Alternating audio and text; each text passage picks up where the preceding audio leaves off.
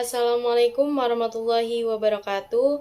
Alhamdulillahirabbil alamin wa bihi nasta'inu ala umurid dunya waddin sayyidina wa maulana Muhammadin wa ala alihi wa sahbihi ajmain amma ba'du. Pertama dan yang paling utama, puji syukur kehadirat Ilahi Robbi, pencipta alam semesta raya ini. Salawat teriring salam senantiasa kita curahkan ke haribaan Nabi besar Muhammad Sallallahu Alaihi Wasallam. Perkenalkan, nama saya Widyolandari, NIM saya 2211604063. Di sini saya akan mengangkat kasus hakikat manusia. Mengapa manusia banyak yang melakukan pelanggaran, baik pelanggaran norma agama maupun norma sosial? Lalu bagaimana cara mengatasi agar manusia kembali kepada hakikat manusia? Sebutkan langkah-langkahnya. Baik, di sini saya akan menjawab pertanyaan pertama. Mengapa manusia banyak yang melakukan pelanggaran, baik pelanggaran dari segi norma agama maupun dari segi norma sosial? Karena manusia memiliki hawa nafsu dan manusia tidak menyadari hakikatnya sebagai manusia. Baik, 1. Al-Bashar, bahwasanya manusia adalah makhluk biologis. Arti dari biologis adalah nampak nyata. Nah, di sini juga saya membaca bahwa manusia adalah makhluk serba dimensi. Yang pertama, dimensi secara fisik, manusia hampir sama dengan hewan, membutuhkan makanan, minuman, istirahat, dan menikah. Agar apa? Agar dapat tumbuh dan berkembang. Dimensi yang kedua, manusia memiliki emosi yang bersifat etis, yaitu ingin memperoleh keuntungan namun tidak mau memperoleh kerugian. Dan dimensi yang ketiga, memiliki kemampuan dan kekuatan yang berlipat ganda karena dikaruniai akal sehingga ia mampu menahan hawa nafsunya. Yang kedua adalah al-insan. Al-insan yang berarti adalah manusia adalah khalifah atau yang memikul amanah. Allah menciptakan manusia bukan tanpa sebab ya teman-teman. Allah menciptakan manusia adalah untuk yang selalu bertakwa atau beribadah kepada Allah Subhanahu wa taala.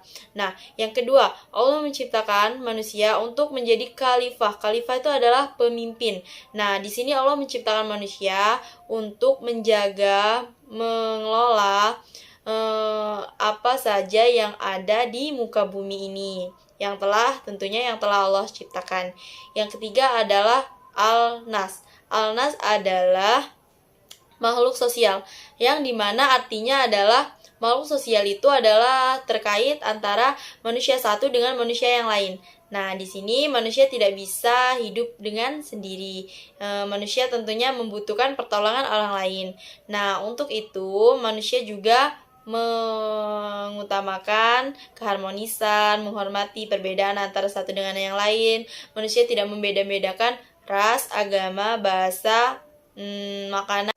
Namun, ada beberapa pendapat tentang pelanggaran hakikat manusia. Yang pertama, tidak tahu atau bodoh. Di dalam Al-Quran telah disebutkan hal yang demikian itu sebagaimana firman Allah dalam surat Al-Ahzab ayat 27 yang berbunyi dan yang berartinya sesungguhnya kami telah menyerahkan amanah kepada langit, bumi, gunung untuk memikul suatu amanah. Akan tetapi tidak mau menerima amanah tersebut karena takut akan dihianatinya amanah tersebut.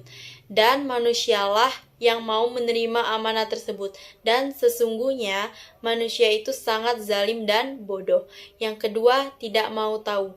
Sikap tidak mau tahu adalah sikap yang tidak mau mengambil resiko. Jadi, halal, haram, hantam. Yang penting mereka puas. Nah, biasanya orang seperti ini telah menjadi penghambat bagi pencapaian keinginannya. Yang ketiga, terpaksa. Orang seperti ini merasa tidak ada pilihan lain.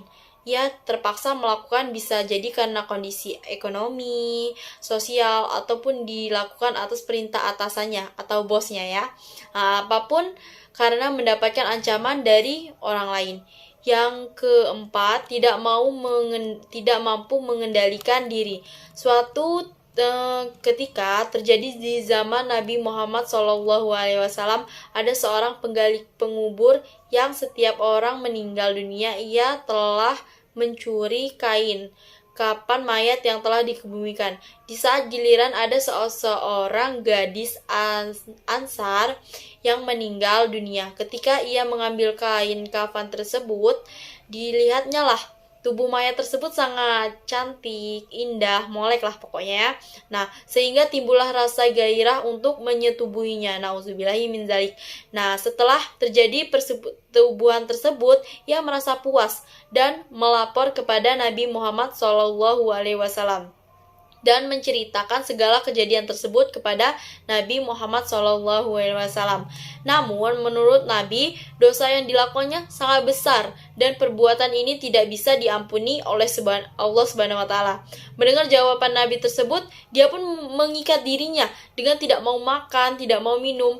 Nah, setelah Nabi mengadakan dialog menghadap ke Allah, Nabi Muhammad memutuskan sebesar apapun dosa yang dilakukan hambanya, Allah diiringi dengan taubat. Pada intinya, dia itu mengaku salah dan bertobat nasuha, maka Allah akan mengampuninya. Dengan catatan dia itu benar-benar tobatun nasuha.